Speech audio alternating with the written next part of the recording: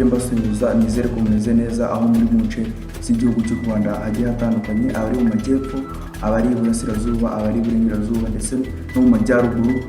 Ndabasuhuje cyane abari hanze y'igihugu cy'u Rwanda, mugenda mudukurikiye, mugenda munabitwereka. Ndabashimiye ku bw'icyo gikorwa mugenda mudukorera uko bukeye n'uko bwije.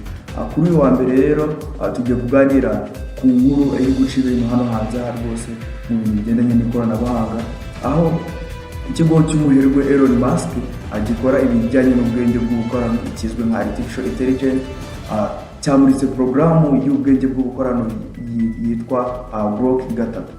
Kuri ubu ngubu iryo koranabuhanga iki kigo cya Elon Musk cyamuritse rifite innovation cyangwa se icyo twakwita udushya twinshi tugiye dutandukanye, aho abantu abascientifique bagiye basanga ko kiruta kuri AI ya chat GPT, aho kigenda kirusha ubushobozi. Ndetse mu mwaka wa 2023 uyu muherwe Elon Musk akaba anari umuyobozi w'urubuga rwa X nk'uko musanzwe mubizi, yatangaje ko ikoranabuhanga ry'ubwenge bw'ubukorano bwa Grok 3 intego yaryo ko ari ugufasha abantu bakoresha urubuga rwa X.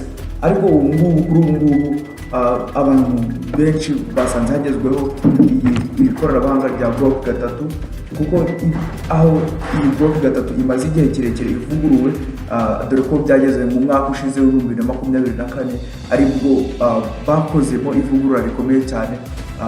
Noneho nyuma y'icyo gihe kugeza uyu munsi rwose Elon Musk yavuze ko yitegura gusohora iyi porogaramu ikajya hanze, kandi abantu benshi rwose bakomeje kuyikunda, bakomeje gukunda ibyo ikora.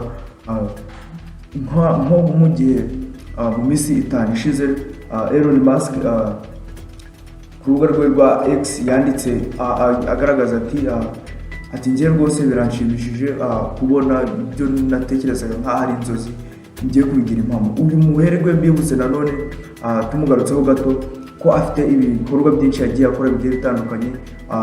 Murabizi nk'ibisanzwe agenda akora ibyogajuru bikagenda ku yindi mibumbe nka Mars, ndetse afite n'ibyogajuru byinshi byagiye bigerayo kandi bikagerayo amahoro rwose. Uyu mugabo kandi ikindi yakoze, yiyemeje kugura urubuga rwa X nk'uko musanzwe mubizi. Mu mwaka wa 2024 yaguze urubuga rwa X cyangwa se urwahoze rwitwa Twitter, arugura miliyari zirenga 44 z'amadolari. Ibaza ayo mafaranga nawe rwose ni amafaranga uyishyize mu manyarwanda, ni amafaranga rwose kuyabara nawe byakugora. Niba ufite calculator, idolari rimwe kuri uyu munsi, idolari rimwe ry'Amerika ingana n'amanyarwanda 450. Fata ngaho 450 ukube amadolari miliyari zirenga 44 z'amadolari y'Amerika, urasanga ari amafaranga rwose mu Nyarwanda utabasha kubona n'umubare. Uyu mugabo rero agenda agaragaza udushya tugiye dutandukanye, aho agenda nanone akora imodoka zigiye zitandukanye zizwi nka Tesla Cybertruck. Murazizi imodoka rwose ni imodoka z'urutamenwa, ndetse murabizi ko n'abahanzi bakomeye ibyamamare bigiye bitandukanye, harimo abantu batuzi ku isi bakomeye ba Jay-Z, ba Jay-Z ndetse n'abandi bakomeye ba Beyonce, bagenda bagura muri iyi kampani ya Tesla imodoka zigiye zihenze, kandi ziriya modoka rwose wishyura amafaranga menshi cyane.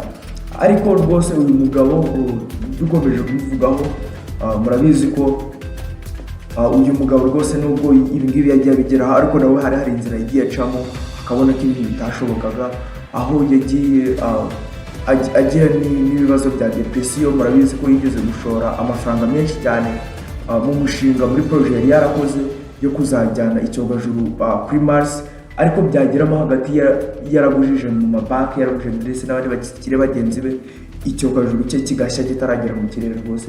Murabizi ko icyo gihe yarwaye depression, amara igihe kirekire adakora, ameze nabi, ariko rwose yongeye kugaruka. Rero uyu mugabo agarukanye ikoranabuhanga mu isi dukeneye, mu isi ya none rwose. Nibaza ngiye mu mwaka wa 2050 ese ikoranabuhanga mu Rwanda rizaba rigeze? Ni ikibazo rero nawe wakwibaza uyu munsi, kandi nanjye kiri kwibaza.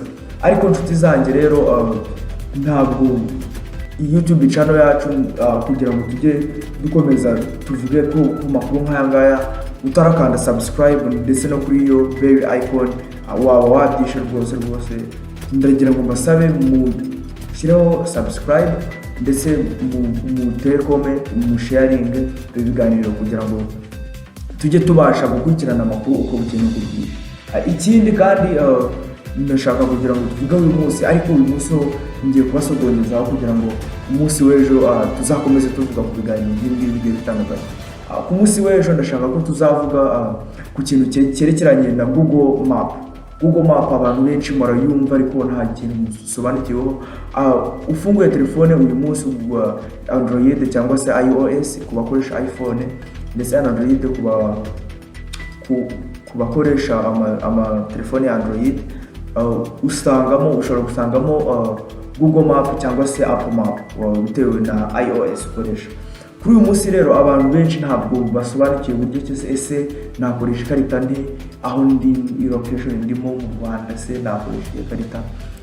Ibi ngibi rero tuzabisobanura birambuye uburyo wakoresha ikarita ndetse tuzavuga n'amateka y'uko byagenze. Murabizi ko kuva kera rwose ndetse nk'abakoloni byari bigoranye kugira ngo babashe kumenya destination y'ahantu bari, ariko ejo ni umwe rwose tuzavuga kuri icyo kiganiro kandi nizere ko meze neza.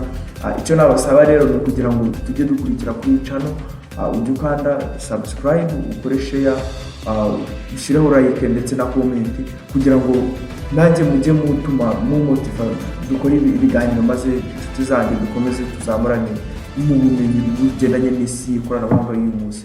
Murakoze. Yari Valerie Patrick. Murakoze, mukomeze kugira umugoroba mwiza ndetse n'ibihe byiza. Turi kumwe ikiganiro naho gutaha kandi nakagaruka.